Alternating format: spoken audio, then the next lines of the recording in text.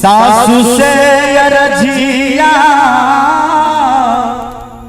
करथी न है।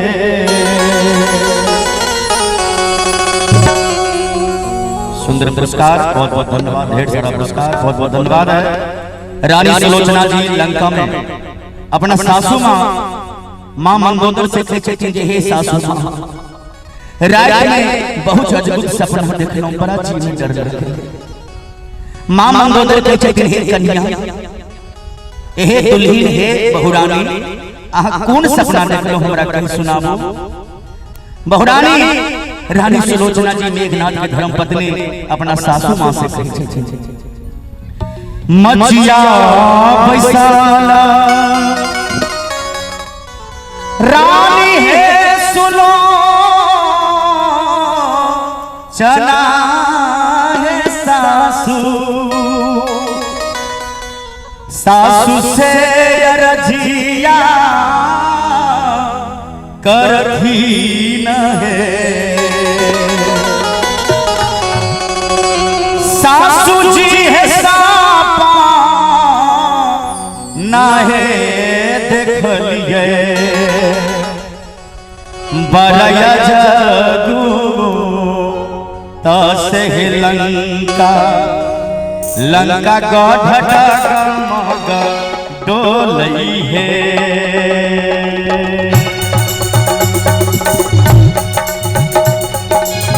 सासू है सापा ना है देखलिए, बरया जगू तसे लंका, लंका गढ़ डगमग डोलई है।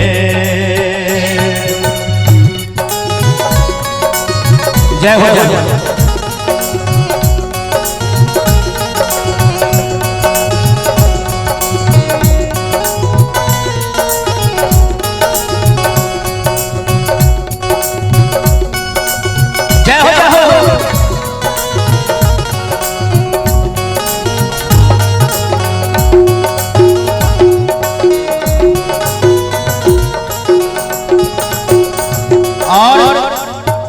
जे सोहर अपने सबके हम सुना रहल छी, जे सोहर सुना रहल छी अपने सबके, ई सोहर पूरा भारत में नहीं, पूरा बिहार में, जब मिथिलांचल के लोग जतो भी दिल्ली, कलकत्ता, मद्रास, पंजाब रहे छे, ई सोहर बहुत ध्यान से चाव से अपना अपना घर में बैठ के मैं वही बैठ के सुने छे और कहबे। रानी सुलोचना जी कहे छथिन, से तू है बांधा बांधा दे खानो है सासू, सैना सब पारा उतरई है सासू, सैना सब पारा उतरई नहीं।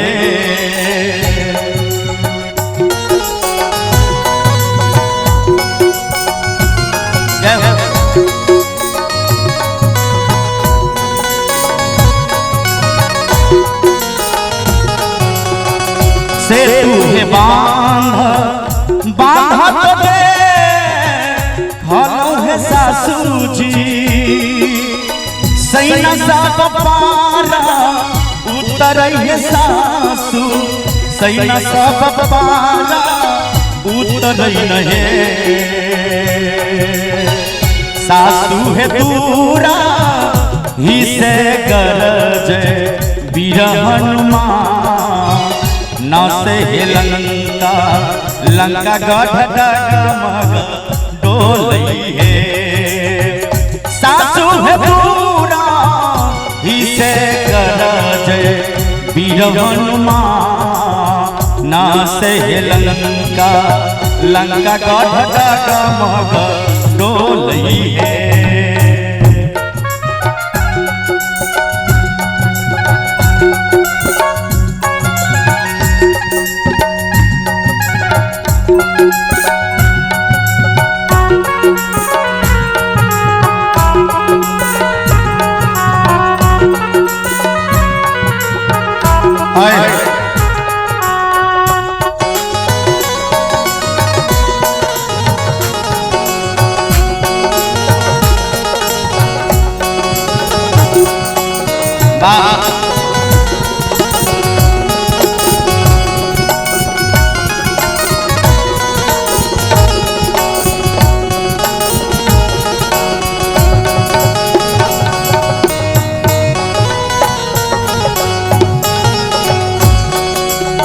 रानी सुलोचना जी कह छथिन अपना मां से जे हे अम्मा माय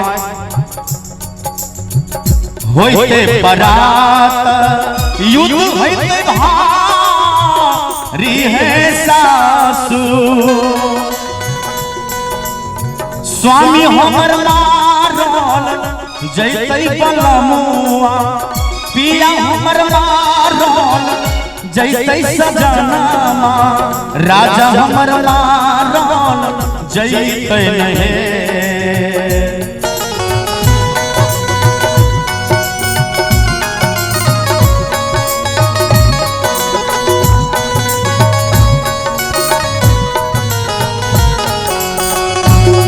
हे सासू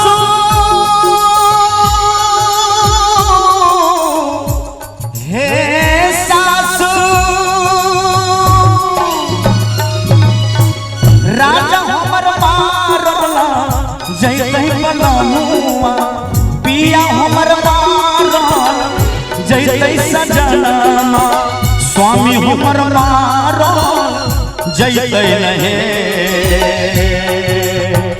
सासू है राजा करतै है राजा राजा भी सन से है लंका लंका गढ़ मग डोलई है सासू है राजा करतै है राजा राजा भी सन से है लंका लंका गढ़ मग डोलई है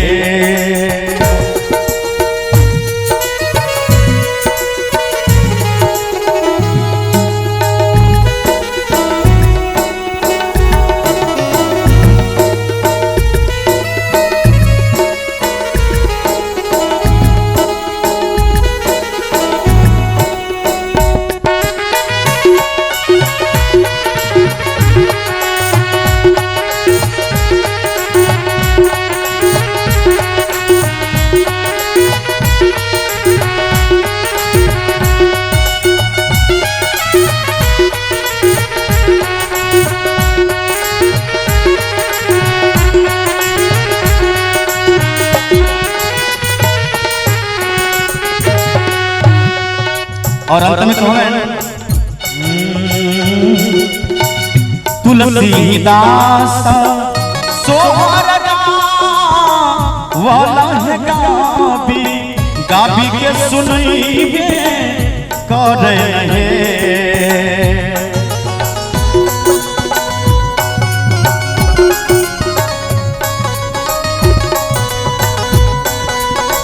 हे भगवान हे महादेव तुलसीदास सोहरगा वाला है गाबी गाबी के सुनइबे करे नहीं ललनार जुगे जुगे बढ़े अही बात महलिया सोहरगा ललनार जुगे जुगे बढ़े अही बात महलिया सोहरगा मचिया पैसाला रानी है सुलोचना सासू से रजिया करे रनिया सासू से रजिया करे ललनार जुगे जुगे रहे अही बात महलिया सोहरगा ललनार किया लागी रोवे लंका राजा से भैरज भैरज बन जाइए ललनार किया लागी रोवे लंका राजा से भैरज भैरज बांधलो